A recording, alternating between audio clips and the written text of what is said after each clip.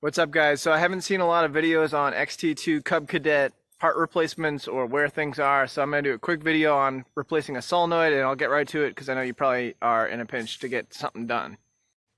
So here's my Cub Cadet XT2 Enduro series. It's got a 46-inch fabricated deck. I mean, it's got the Kawasaki engine, so it's the real deal. It's a good one. You know, it's not like it's low quality, but I haven't been completely thrilled with it, to be totally honest with you, and I'll show you why. And yes, I totally understand that I need to clean it, and I also need to replace that fuel filter. But let's talk about the solenoid. So the solenoid is underneath where the battery goes, which I've already removed, and in this prefabricated box, and that's the new one. I've already put the new one in. But I need to attach it to the back of this prefabricated box.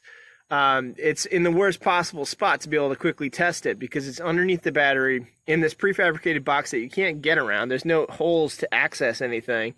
And then it's also underneath the seat that has a safety feature in it that you need to trigger in order to even start the engine. So it's like a triple whammy. You can't get to it. It's underneath the battery, and then it's also underneath the seat with a safety feature. So it's about the worst case scenario as far as testing out whether or not your solenoid works. Here's the original solenoid that came with this Cub Cadet XT2. And as you can see, this is another kind of burn, which is that it's a piece that has a tab on one side, and it's not a generic sort of easy to put together thing. So so when you get one that's generic, like what I got, which is an Oregon solenoid, I'm going to have to do some extra work to attach it because this goes, the tab goes on the right side and the screw goes on the left. So it goes in this orientation on the other side of that metal wall. So basically they're trying to force you to get their part, you know, which reminds me of Apple, that they want you to buy their stuff. And that's annoying to me. So anyways, that's sort of my pet peeve about this Cub Cadet. It hasn't been easy to work on in any way, and it's also, you can tell the manufacturer wants you to buy their stuff, which I don't like. So basically, this is where your battery is going to go. There's these two pieces of metal that act like a cradle that you put the battery on. And then this is your red terminal for your positive, and then there's your fuse. And this is an ATC 20 amp. So ATC is a step up from your regular car, I forget, APC? I don't know. But the ones that go in your car, this is a larger version of that. So this all started when that was blowing out.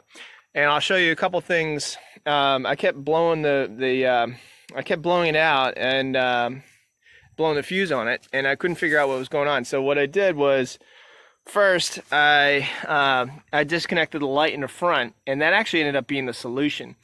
If you run into other issues, so there's a short somewhere up in the lighting, which I've heard and read happens often. And the lighting on these things is kind of a joke to begin with. Like, why do they invest all this money in making these like sexy lights that really, who gives a crap? But you know, anyways, the lights are always a problem on these Cub Cadets. So just disconnect it and you're fine.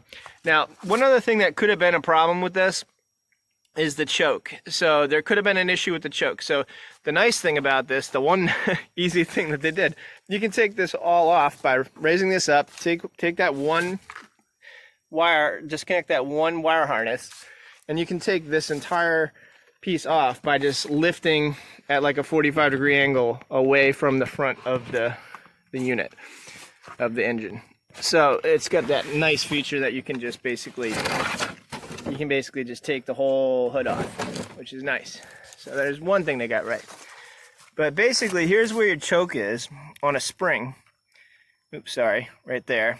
So there's your choke on a spring, and that's a little bit of a flimsy contraption there. So if that spring comes off your choke, you're not going to be able to get the engine choked at all. Right, so this, I'll show you what it looks like when I pull the choke.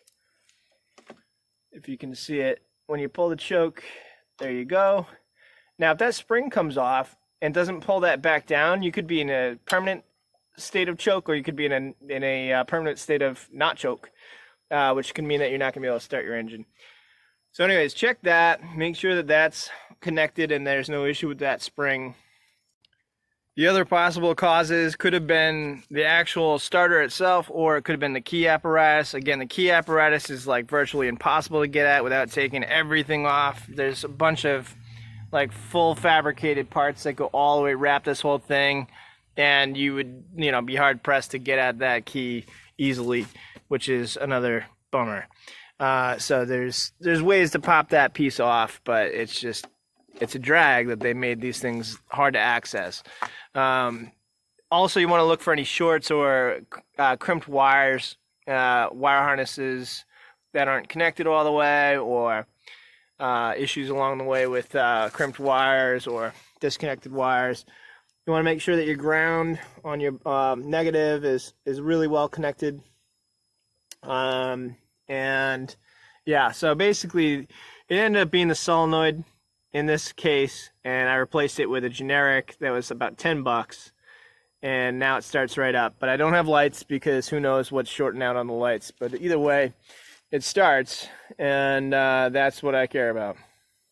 So before I attach this, just wanted to show you where those two slide-on tabs go underneath on the bottom side of the solenoid, the new one there. And then you've got your red from the battery, from your positive, and then it goes right back into the wire harness there. What I'm going to do is I'm just going to use where the tab would have gone in from the other solenoid. I'm going to use that hole, and I'm just going to put one screw on it, and I've got an old nut that I'll use to attach it. Now, the other thing that I found really annoying is that this cross member, this little tube, metal tube, is exactly where your ratchet would go to get the solenoid off. So this is right in the way, like right in the way. So that is literally right at the angle of where you would put your ratchet to get to those two screws on the top. So it's just bad design. This is what it is. So here's the what I'm going to use to just attach the solenoid to the back of this prefab metal case here.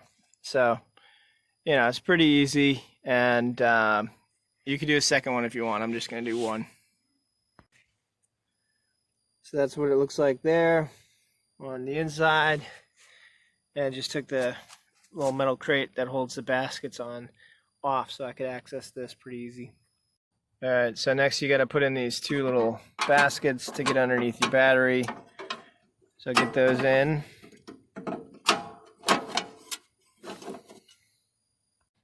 Alright, so those are in now.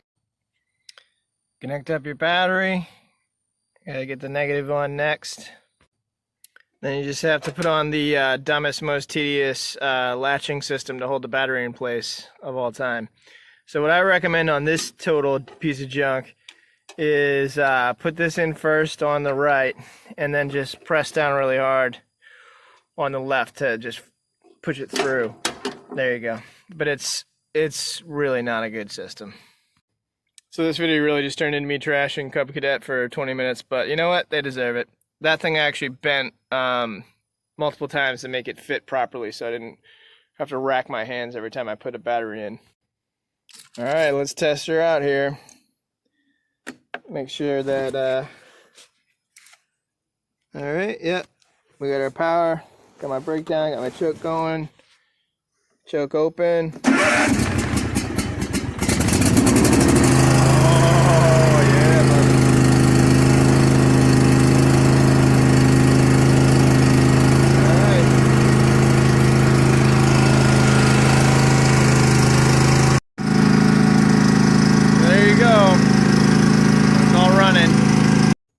Got the most important part right there.